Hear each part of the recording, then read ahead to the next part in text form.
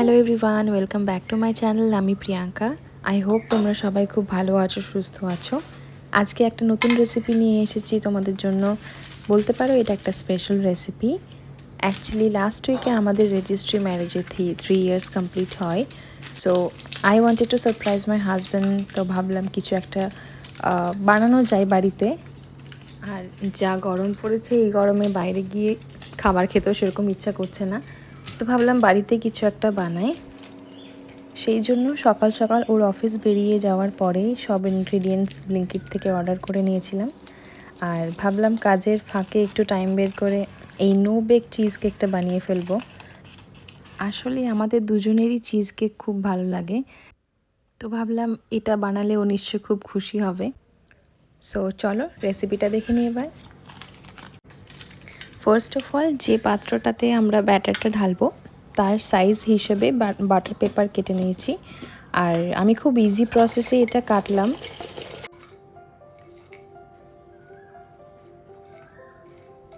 তো এবার আসি বেস বানানোর পালায়। তো কিছু ডাইজেস্টিভ বিস্কিটকে মিক্সচার গ্রাইন্ডারে ভালোভাবে গ্রাইন্ড করে নেব। আমি এখানে ইউনিবিক্সের ওটস ডাইজেস্টিভ বিস্কিট নিয়েছিলাম। আপনারা যে কোনো ডাইজেস্টিভ বিস্কিট নিতে পারেন, মার্কেটে প্রচুর অ্যাভেলেবেল। আর এই বিস্কিটগুলোতে আমি চিনি অ্যাড করিনি, আর চেষ্টা করব একটু কম মিষ্টি করার জন্য। সাধারণত চিজ কেক খুব একটা মিষ্টি হয়ও না, তো সেই জন্য আমি এখানে চিনিটা কমই দিচ্ছি। আর এখানে হাফ বাটার মতো নিয়ে মাইক্রো ওভেনে একটু মেল্ট করে নেব, তাতে আমি বিস্কিটের গুঁড়োর সঙ্গে ভালোভাবে এটা মিশিয়ে নিতে পারবো।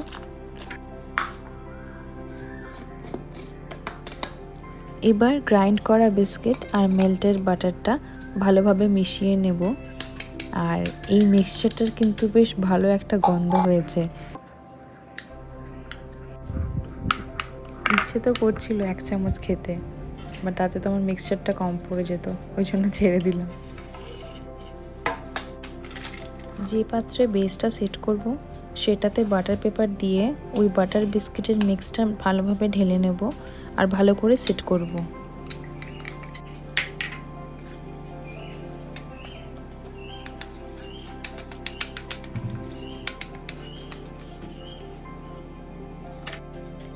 একটু প্রেস করে করে সেট করব, যাতে বেসটা না লেয়ারটা উঁচু নিচু না হয়ে যায়। কি সুন্দর দেখতে লাগছে না এবার? চলো এটা এবার ফ্রিজে 10-15 মিনিটসের মতো সেট হতে রেখে দেবো। এবার মেন বেসের পালা, মানে ওই ক্রিম চিজ আর সুগার পাউডার এর একটা সুন্দর ব্যাটার বানিয়ে নেব।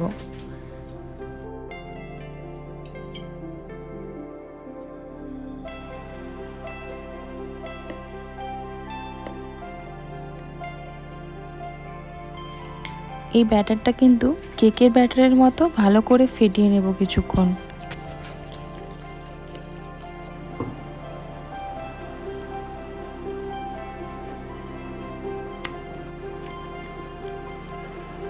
এবার শুধু ক্রিমটাকে হুইস্ক করার পালা।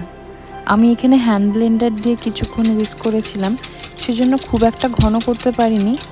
তবে এটা যদি ইলেকট্রিক ব্লেন্ডার দিয়ে কেউ হুইস্ক করেন, খুব ভালোভাবে, মানে খুব ভালো ঘন হয় আর ক্রিমটা খুবই ভালো আসে।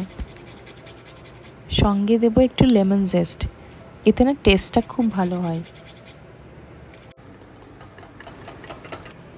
এবার ওই সুগার অ্যান্ড চিজ অ্যান্ড ক্রিমটা ভালো করে মেশাবো আর খুব ভালোভাবে হুইস্ক করব, যাতে কোনো রকমই লাম্পস না থাকে এই ব্যাটারটার মধ্যে।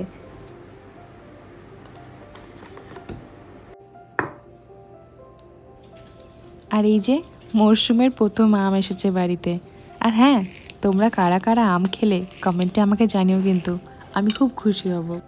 তো চলো আমের পাল্পের একটা ভালো আমরা এখানে পেস্ট বানিয়ে নিই, সেটা আমরা ইউজ করব গার্নিশ করতে। তবে আমি এখানে আমের পাল্পের সঙ্গে একটু চিনি দিয়েছি, কারণ মরশুমের প্রথম আম তো খুব একটা মিষ্টি হয় না, একটু টক ভাবটা থেকেই যায়। প্রথমে একবার ভাবলাম আমের পাল্পটা ওই সেকেন্ড বেসের সঙ্গে মিশিয়ে দেব, দেন ভাবলাম না, ওপরে ম্যাঙ্গোর পাল্পটা লেয়ার দিয়ে করলে দেখতে খুব সুন্দর লাগবে। এবার আমাদের চিজ কেক প্রায় রেডি। এবার এলো লেয়ার সাজানোর পালা। ফার্স্টে ক্রিম চিজের ব্যাটারটা আস্তে আস্তে মোল্ডে ঢালবো, যাতে পুরো জিনিসটা ভালোভাবে পাত্রের মধ্যে ছড়িয়ে যায়, কোথাও যেন ফাঁক না থাকে। আর দেন ফ্রিজে রেখে দেবো 1 থেকে 2 ঘন্টার জন্য, তাতে কি একটু সেট হয়ে বসবে।